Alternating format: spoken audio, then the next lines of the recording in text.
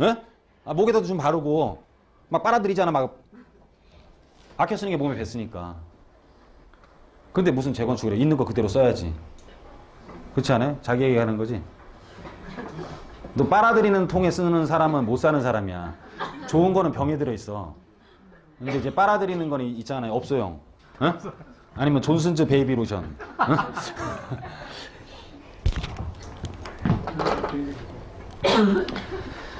자, 강남 재건축 수주 과열 전에 전쟁 당연하지. 그죠? 왜냐면은 지을 데가 없으니 건설사가 한정돼 있고 짓는 데가 건설사는 있는데 지을 데가 한정돼 있으니까 수주전이 당연히 과열되지. 수주전이 과열됐다는 뜻은 거기에 대한 수요자들도 과열되겠지. 그죠? 그러면은 신규 아파트에 대한 열망은 채울 수 있는 게 재건축 재개발밖에 없지. 그러니까 그 전에 재개발에 이렇게 빛을 못 보다가도 뉴타운들 지금 천정부지 가격이지. 근데 걷다가 박원순이는 또 해제를 다 시켜버렸잖아요. 그러니까 더 한 거야 사실은. 박원순 좀 잘못하고 있어요.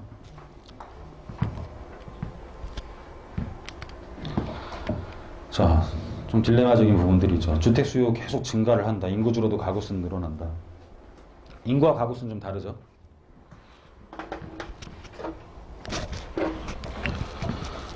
주택 보급률이라는 것은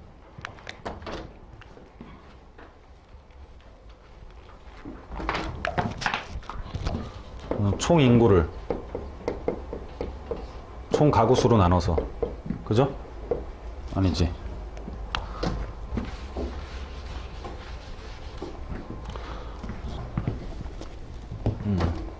총 주택 수,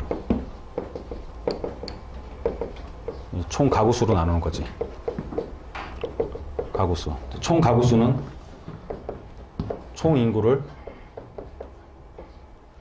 평균 세대 구성수. 네? 평균 세대 구성수. 만약에 인구가 5천만이면 평균 5명이 있어. 네? 그러면은 가구는 1,000만 명이 되겠지. 1,000만 가구가 되겠지. 주택이 1,000만이야. 곱하기 100을 하면 100%. 가구가 1,000만일 때 주택이 1,000만이면 주택 보급률은 100%가 된 거죠. 무슨 말인지 이해 가세요? 근데 주택 보급률의 장난은 여기서 치는 거야, 대부분이. 이거를 몇 명으로 놓느냐에 따라 100%가 됐다가 90%가 됐다가 막 지 마음대로 왔다 갔다 해. 그리고 총 주택 수 갖고도 장난을 할 수가 있어요. 집이 모자라서 집을 짓는 정책을 칠 때는 우리가 도시형 생활주택 이런 것들은 주택으로 안 봐. 근데 집을 억제 정책을 쓸 때는 주택이 충분히 공급됐다라고 해서 계량기가 돌아가지 않는 주택까지도 다 주택으로 쳐. 시골에 있는 주택까지도. 건축물 지장만 남아있으면 다 주택으로 치는 거지. 그래서 숫자는 요거랑 총 인구로, 평균 인구로 해서 장난을 치는 거야, 그냥. 그건 누구도 모르니까. 그죠? 여하튼 간에, 이게 가구와 인구는 좀 다른 의미를 띠고 있다라는 거고. 가구가 늘어나니까 그 가구에 늘어나는 거에 대비해서 임대 주택에 대한 것도 늘어나겠죠. 그리고 이게 늘어나는 것은 사실상 우리나라 인구만 체크를 한 거지 해외 노동 인구는 전혀 체크가 안 돼 있는 거예요. 해외 노동 인구도 월세 내요. 네? 그리고 해외 자본을 무시를 할 수가 없어요. 해외 자본 여러분들 뭐 중국 자본 무슨 자양동이나 저기 뭐 대림역 이런 데만 생각하시면 안 되고 우리 여기 지금 아크로리버 같은 데 가면 인터넷에서만 이렇게 보시더라도 중국인 상담 가능 많이 써 있어요. 네? 아크로리버 신반포 2차 32평 24억 32평 24억 네? 한강 보이는 거 25억 한강 안 보이는 거 한 21, 2억 해요. 중국인 상당 가능이라고 써 있어. 그러니까 해외 자본에 대한 해외 거주한 사람들이 우리 주택을 차지하고 있는 것은 또 주택 보급률 산정에도 안 들어가. 그러니까 어마어마한 거야. 그래서 우리나라 그냥 통계로는 서울시 인구가 많이 줄어든 것처럼 보이지만 사실 안 줄어들었을 수도 있지. 그러니까 집값도 오를 수도 있는 거고. 무슨 말인지 가세요? 서울시 우리나라 인구는 좀 줄어들거든요. 우리나라 가구 수는 좀 줄어들어요. 왜냐면 재개발을 할수록 가구 수는 줄어들어. 왜냐면 다가구 주택에 여러 가구 사는데 주인한테 한 개밖에 안 주거든. 아파트는. 그러면 일반 분양이 늘어나서 소유권이 늘어난 것처럼은 보이지만 사실상 살고 있는 가구 수는 줄어들어. 그냥 그 사람들이 다 김포로 간 거거든. 응? 그래서 가구 수는 줄어들어요. 가구 수는. 주택에 대한 소유권은 늘어난 것처럼 보이지만 소유권이 늘어나서 사람이 살 수 있는 집이 많이 늘어난 것처럼 보이지만 가구 수는 줄어든다는 거예요. 무슨 말인지 이해 가세요? 예. 자, 이거 반포주공 2단지. 이게 실질적으로 김종원 치과라고 있었어요. 예, 반포에 여기 김종원 치과라고 반포주공 2단지 있었는데 이 사람이 어디 있었냐면은 이게 레미안 퍼스티지가 이제 재건축이 되면서 반포동 상가 다동에 있었어. 다동. 서울대 치대를 나와가지고 그 사람 실질적인 얘기예요. 저랑 되게 친한데 저 여기 가는데 이 사람이 그 반포주공이 서울대를 이제 졸업하고 상가를 이제 치과를 하려고 분양을 받았었대. 그때 분양 가격이 1,500만 원에 분양을 받았을 때 치과 하려고. 어? 근데 관리 처분할 때 보니까는 토지 평가 금액이 10억이 나오더래. 자기가 분양 계약서를 봤더니 토지 가격 200만 원, 건물 가격 1,300이 적혀 있더래요. 예? 근데 관리 처분할 때 보니까는 토지 평가 금액이 10억 나오고 건물이 4억 나오더래요. 그래갖고 지금 이 사람이 관리 처분해서 상가 받아갖고 한 게 거기에 지금 대신증권 들어가 있는 자리거든요. 그러니까는 30년 동안 토지 가격이 거의 500배를 상승을 한 거야. 토지 가격이. 근데 되게 많이 오른 것 같죠. 들어올랐어요. 말죽거리는 30년 동안 한 30만 배 올랐거든요. 16만 배인데 최근에 2배 올랐으니까 30만 배 오른 거야. 네? 자, 음마아파트. 1980년도에 이제 입주를 하는데 대졸 초임 분양을 하는데 대졸 초임이 15만 원이었는데 2,200만 원 정도에 분양을 했어요. 2,200만 원. 예? 2,200만 원 분양을 했는데 2016년도에 대졸 초임이 300만 원이고 14억 넘어요. 16억 정도 해. 15, 16억 지금. 소득 증가 20배 했는데 집값 상승은 이제 56배를 한 거야. 그죠? 그래서 소득 상승률보다 집값 상승률, 그러니까 소득의 일부가 집값에 들어가야 되는 건데 이게 집값 상승률이 훨씬 높잖아. 그죠? 그러니까 이게 소득 상승률은 상위 그룹에 대한 전반적인 걸 얘기하는 게 아니라 모든 이 노동자들에 대한 상승률을 평균을 내는 거잖아요. 그러니까 우리가 집값이 되게 많이 오른 것 같은데 뉴스 보면은 뭐 0.1% 올랐다는 말도 안 되는 소리 하고 있잖아. 그죠? 막 체감적으로는 막 2억씩 올라가는데 강남구 아파트 주간 상승률이 막 0.1%래. 막 1억 올랐는데 10억짜리가 10억 100대잖아. 네? 말이 안 되는 통계들이 나오는 거지. 그래서 이런 것들도 그런 통계랑 마찬가지라는 거예요. 무슨 말인지 이해 가세요? 상위 그룹의 움직임을 봐야 되는 건데 그게 아니라 위에 있는 사람들 몇 퍼센트가 20%가 나머지 우리나라 부동산의 80%를 넘게 갖고 있잖아요. 그럼 그 사람들에 대한 부분만 체크를 하더라도 오차 범위가 더 줄어들 수가 있어. 왜냐하면 상위 20%를 조사하면 80%를 갖고 있기 때문에 상위 20%를 조사하는 게 오히려 맞다라는 거지. 거기에 대한 소득 상승률을. 왜냐면 80%는 조사를 해봤자 그 사람들이 갖고 있는 부동산은 20%밖에 안 된다라는 거잖아. 이해 안 가요? 이해 가요? 20%가 80%를 갖고 있으니까 20%의 소득 상승률을 조사를 해야 되는 거잖아. 근데 80%는 전체 부동산의 20%밖에 안 갖고 있는데 그 80%의 소득 상승률을 조사한 다음에 집값이랑 비교를 하니까 말이 안 된다라는 거야, 그냥. 근데 여러분들은 그걸 믿고 자꾸 막 과열대 때는 막 선대인 같은 애들 이상한 애들 나와가지고 막 응? 부동산 대폭락 시대가 온다 막 알죠? 집값 조금 떨어지면 잠깐 뉴스에 나왔다가 오르면 또 쏙 도망갔다가 맨날 걔는 떨어진다 이렇게 떨어진다 365일 떨어진다 걔는 그러고 있어요. 그러니까 이제 고장난 시계 하루에 2번 맞잖아. 하루에 2번. 예? 시계가 12시에 멈춰있다니까 떨어진다 12시다 그 12시에 나타나는 거야. 내가 맞았다고. 예? 걔는 계속 12시다 그러고 있는 거야. 걔는. 무슨 말인지 가세요? 근데 그걸 따라가는 사람 더 웃기지. 그렇게 떠들고 있는 사람도 웃긴데. 예? 집 샀어요. 걔 집 사지 말라 그러다가 걔 일산에서 전세 살다 자전거 타고 출퇴근했잖아.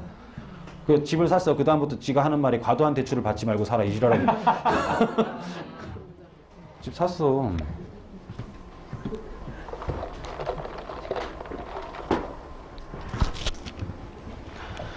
소득 상승률은 노동자의 상승률만 고려해서는 집값 상승률이 높다고 하면서 통계 오류이다. 잘 판단하시고. 이걸 또 설명을 해야 되나? 처음 오신 분들 계시죠? 처음 오신 분들 계시니까 월차까지 냈다고 하니까 설명드릴게요. 자, 적금에 대한 가장 큰 오류. 예? 섬에 10,000원이 있었어요. 섬에 10,000원이 있고 섬엔 변화가 없어. 섬에 모든 걸 살 수 있는 돈은 10,000원이야. 어? 근데 내가 섬에 있는 돈을 5%로 막 다 빌렸어. BISB 이런 거 따지지 말자. 그냥 있는 거 내가 다 빌려버렸어 그냥.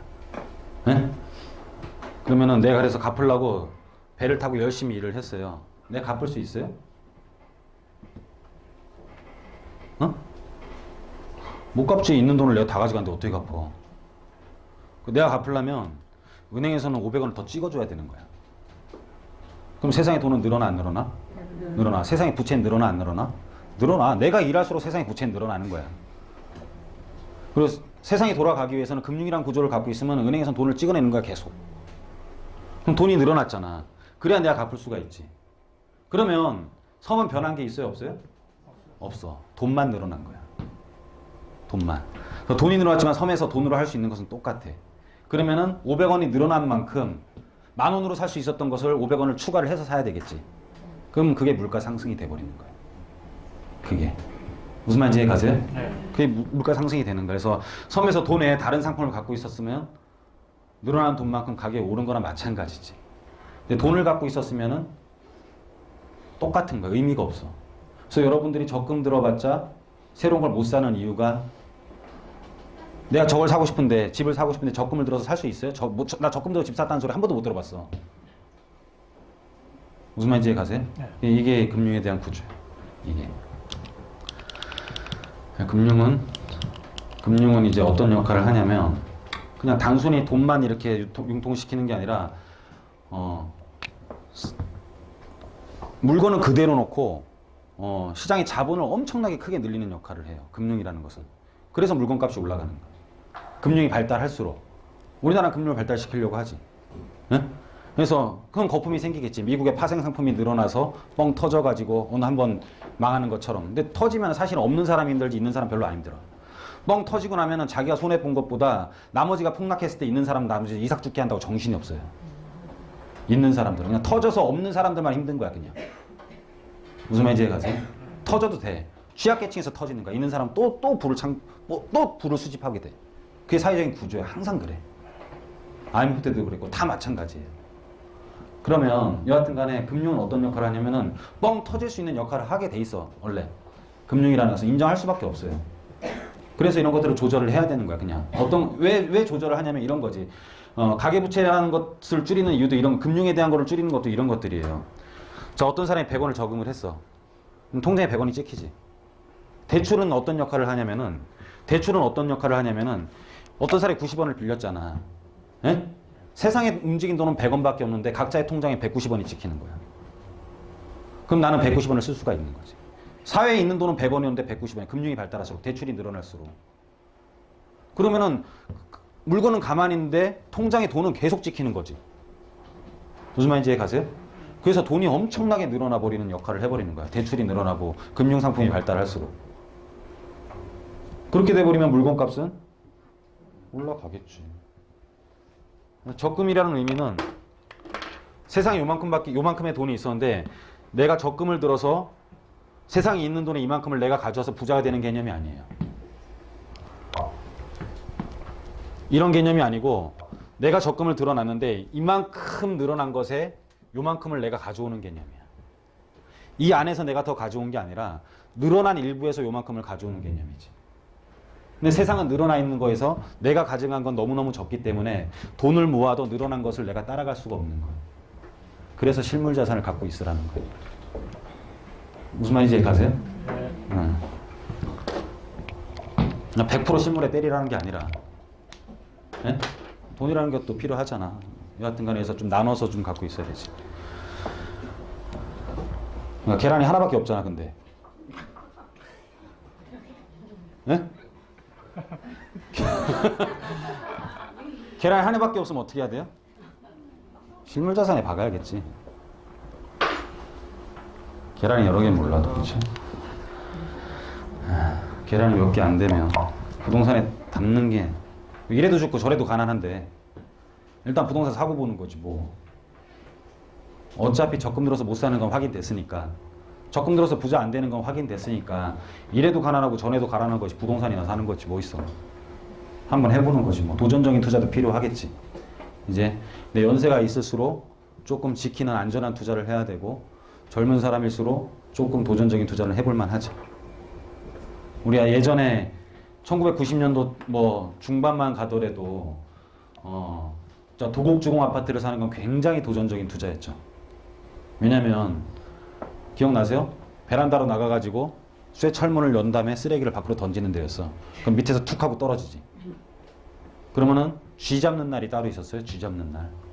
기억나세요? 1층은 쓰레기 냄새 나고. 기억 안 나요? 몰라요? 아파트, 옛날 아파트? 예? 아예 몰라? 아파트가 어땠냐면 이렇게 굴뚝처럼 쭉 떨어지는 공간이 베란다에 있어. 이 벽에. 어? 그러면은 분리수거가 어딨어. 그냥 이렇게 비닐봉지 같은 데 말아서 철문을 이렇게 열면 이렇게 툭 던지는 거라고 밑으로 툭 떨어져. 그러면은 그 툭 떨어지면 퍽 하고 터지겠지. 음식물 쓰레기고 뭐고 다. 그러면은 쥐들이 많을 거 아니에요. 쥐 잡는 날이 있었다니까. 쥐 잡는 날이. 네, 그래서 1층은 쓰레기 냄새가 나서 쌌었어. 1층은 딴 것 때문에 싼 게 아니라 보안 이런 것 때문에 싼 게 아니라 쓰레기 냄새 때문에. 네. 이제 그런 거를 90년도 중반에 산다는 것은 굉장히 도전적인 투자였겠지.